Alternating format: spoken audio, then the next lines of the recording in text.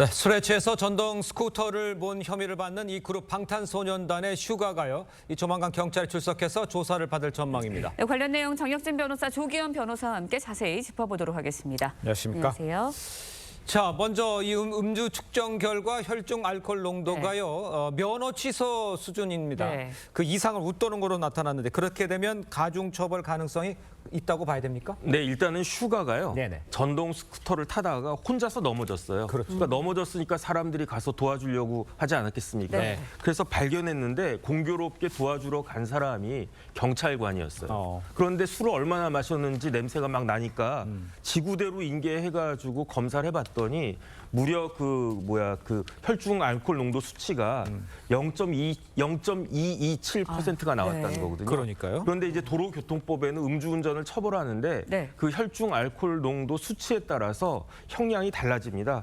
예컨대 0.03이 넘어가면 1년 이하고요. 0.08이 넘어가면 1년에서 2년 이하 징역인데 0.2%가 넘어가면 2년 이상 5년 이하 징역에다가 벌금도 최소 1,000만 원에서 2천만 원까지 제일 강한 면허 취소 수준의 그러한 것들이 나왔기 때문에 예. 그러니까 이제 강한 처벌은 불가피한 것 같다는 생각이 들고요. 다른 걸 다 떠나가지고 이 법이 무슨 법이냐면 도로교통법이지만 우리가 뭐라고 부르냐면요. 윤창호법이라고 부른다고요. 예. 그러니까 그 젊은이 윤창호가 이렇게 음주운전 사고로 인해서 사망했기 때문에 네. 윤창호법 만들어가지고 특가법하고 도로교통법 규정을 굉장히 처벌을 엄하게 했단 말이죠. 그런데 슈가같이 그다음 지난번 김호중 같이 네. 사회적으로 영향을 미칠 수 있는 사람이 이렇게 음주운전하는 것은 있을 수 없는 일이다 그런 생각이 듭니다. 그렇군요. 네, 일단 경찰에서는 슈가의 면허 취소를 위한 행정처분 절차 밟고 있다 이렇게 전해지고 있습니다. 그런데 예. 이런 행정처분 절차 어떻게 진행이 되고요? 또 슈가가 만약에 포토라인에 서게 될지도 관심이거든요. 어떻게 보세요? 그 혈중 알코올 농도가 0.227이기 때문에 당연히 면허 취소 사유가 되고요. 그렇죠. 아마 현장에서 입건될 당시에 운전면허증은 7일 내 반납하게 돼 있기 때문에 운전면허증은 반납했을 것이고 네. 아마 다른 특별한 저희가 없기 때문에 운전면허 취소될 것으로 보입니다. 네네. 지금 슈가 씨는 경찰하고 출석 일정을 조율 중인 것으로 알려져 있는데요. 네. 경찰관 수사 등과 관련된 공보 규칙에 의하면 예. 출석 정보를 공개하지 않기로 개정된 바가 있습니다. 그러니까 해서는 안 됩니다. 근데 다만 지금 이 상황에서는 슈가 씨나 빅히트 그렇죠. 그 기획사가 사건 초기에 사건을 좀 축소하려고 했다는 부분 때문에 더 비판이 그 의혹이 제기되고 있었죠. 있습니다. 예. 그래서 출석 일정을 조율하는 과정에서 혹시라도 슈가 씨 본인이 이 출석 과정에서 국민이나 팬들에게 사과하는 입장을 표하겠다라고 한다면 공개될 수는 있지만 그러니까 원칙적으로는 출석 일정을 공개하지 않기로 돼 있고 지난번에 어떤 이성규 씨 같은 경우에 그렇죠. 불행한 사고도 있었기 때문에 경찰이 좀 신중하게 고민할 것이고 슈가 씨 측도 이 출석 문제를 어떻게 할지 좀 고민하고 있을 것으로 보입니다. 그렇군요. 네.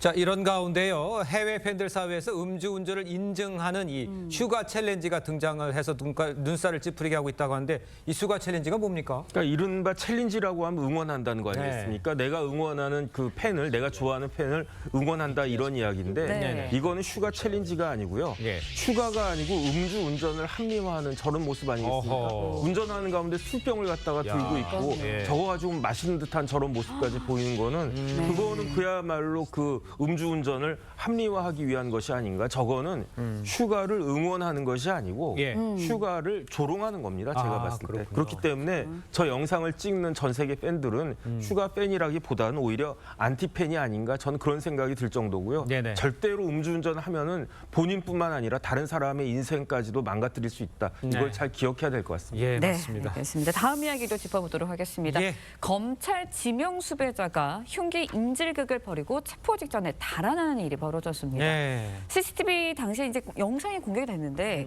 구체적으로 어떤 상황이었던 거예요? 그러니까 A 씨는 무고, 사기 등 중범죄로 해서 예. 구속 재판을 받고 있는 네, 상태고요. 지금 화면에 나오고 있네요. 예. 예.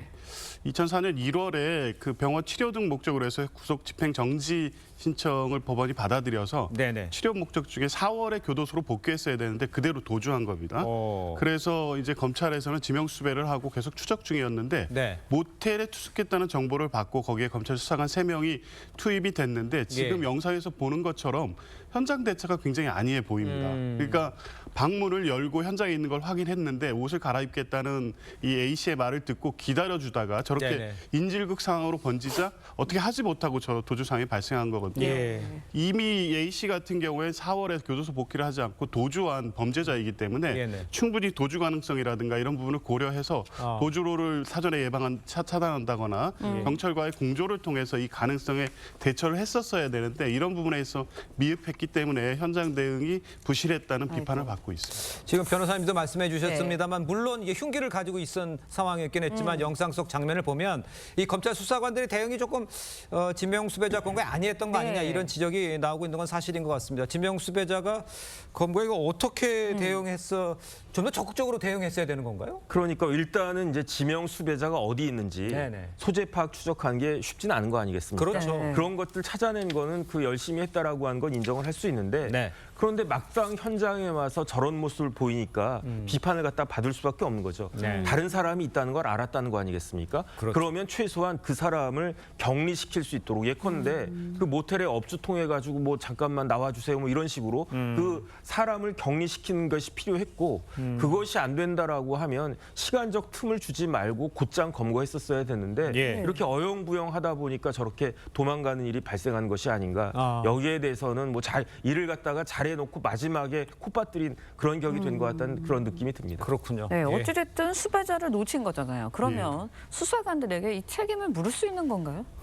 뭐 전체적인 상황을 보면 좀 비판 가능성은 꽤 높긴 한데 네네. 그렇다고 해서 이걸 가지고 형사적 처벌 대상까지는 안 될 것으로 보이고요. 예. 네. 다만 검찰 수사관에 대한 내부 뭐 규칙이라든가 규칙에 의해서 혹시라도 현장 대응의 어떤 매뉴얼에 따르지 않은 것에 대한 징계 네. 이런 부분은 검찰 내부에서 검토될 수 있을 것으로 보입니다. 예, 그렇군요. 근데 지금 화면에 나오는 걸 보면요, 여성분들이 이제 수배자를 도운 것으로 지금 알려진 거잖아요. 그러니까 네. 본인이 연인이라고 얘기를 했단 말이에요. 그러면 도와줬던 가능성 그렇게 되면 이것도 처벌받을 수 있는 상황 아니에요? 이거 처벌받을 수 있습니다. 예. 그다음에 이제 저 여성이 어떻게 또 검거가 됐냐면 네. 다시 새벽에 모텔로 돌아왔대요. 왜 모텔로 돌아왔냐면 휴대전화 같은 것들을 놓고 가가지고 그거 찾으러 왔다가 그러다가 네. 이제 다시 검거가 됐다라고 하는데 예. 그리고 난 다음에 경찰에서는 연인 관계였다 이렇게 이야기하면 저 모든 상황이 다 짜고 한 거 아닌가 그런 생각이 들 수 있고요. 그러네요. 그다음에 예. 우리나라 형법에 범인 도피죄가 있어서 범죄자를 도피하게 한 경우에는 3년 이하 징역이나 500만 원 이하 그 벌금에 처해질 수가 있거든요. 네. 그런데 친족이나 동거 가족은 처벌할 수 없다라고 되어 있는데 친족은 아닌 것 같고 그다음에 네. 수배 중이었으니까 동거 가족이 있을 것 같지도 않고 저 여성도 아마 처벌받지 않을까 그런 생각 듭니다. 그렇군요. 네, 알겠습니다. 어떻게 또 처리가 될지 지켜봐야 할 것 예. 같고요. 다음 소식도 짧게 짚어보도록 하겠습니다. 최근 코로나19 입원 환자 수가 빠르게 증가하는 네. 그런 모습을 좀 보이고 있습니다. 재유행하는 거 아니냐 이런 우려들이 나오고 있는데 실제로 얼마나 늘어난 거예요? 그러니까 이번 환자 수 기준으로 하면 7월 첫 주에 91명에서 8월 첫째 주에 861명으로 9배 반, 9.5배가 네. 증가했다는 것이고요. 예. 실제 어느 정도 유행했는지를 볼 수 있는 치료제 주간 사용량을 보니까 6월 넷째 주에 1272명에서 8월 첫째 주에 예. 4만 2천 명으로 33배 증가했다는 겁니다. 아이고. 그러니까 실제 상당히 유행하고 있는 거고요. 주변에서도 흔치 않게 지금 확진됐다는 환자들을 볼 그렇죠. 수 있는 거 아닙니까? 네. 네. 근데 이제 실제보다 더 이제 확산될 가능성이 높은 게 이 치료제라든가 진단 키트 보급이 제대로 되지 않고 있어서 실제는 이보다 더 좀 유행하고 있고 특히 코로나 유행 주기를 보면 네. 8, 9월 학생들이 개학 시즌에 또 갑자기 증가를 하는 추세를 보여왔거든요. 아. 그래서 지금 상황보다 더 유행할 가능성이 높아지고 있는 상황입니다. 예, 지금 조기현 변호사 잠깐 언급을 해주셨는데 네. 코로나가 재확산하면서 일부 지역에서 치료제 또 필요하죠, 또 진단 키트. 예, 그렇죠. 그런데 이런 게 이제 일시적으로 부족한 상황이 이제 벌어지고 있다는 거 아니에요? 네네, 제 주위에도 감기 환자 좀 늘었다고 생각이 돼서 이게 환절기라서 그런가 그런 생각을 네. 했었는데 네. 그 사람들 중에 상당수가 코로나일 수도 있었겠다는 거 아니겠습니까? 맞아요. 그다음에 조기현 변호사님 말씀하셨던 것처럼 6월 달에는 뭐 치료제 사용분이 음. 1,200명 정도 됐었는데 그런데 이번 달에는 42,000명 분으로 이렇게 증가됐다라고 하니까 그러니까 중요한 거는 치료제인 것 같고요. 네. 생산 및 유통 수급 상황을 정부 당국에서 잘 점검하는 것이 필요하겠다는 생각이 듭니다. 그렇습니다. 정부당국에서 이게 잘 좀 이렇게 역할을 해줘야 될 것 같은데 코로나 재유행이 우려되는 만큼 일상생활에서 개인적으로 하는 그런 예방도 노력도 필요할 것 같습니다. 어떻게 보세요? 한참에 유행할 때 늘 이제 생각이 손 씻기하고 네. 마스크 착용 이런 거 아니었습니까? 예. 뭐 이게 당연히 중요할 거고요. 특히 요즘엔 여름철이라 이 네. 그 에어컨 냉방기에 오래 머무는 상황이 발생하고 있습니다. 맞아요. 수시로 환기하고 또 예. 다중 이용 시설에서는 스스로 이 밖에 외부에 왔다 갔다 하면서 이 환기 효과를 누릴 수 있는 것을 하라는 것이 의료계의 지금 권고입니다. 알겠습니다. 네. 자, 오늘 말씀은 여기까지 듣겠습니다. 고맙습니다. 고맙습니다.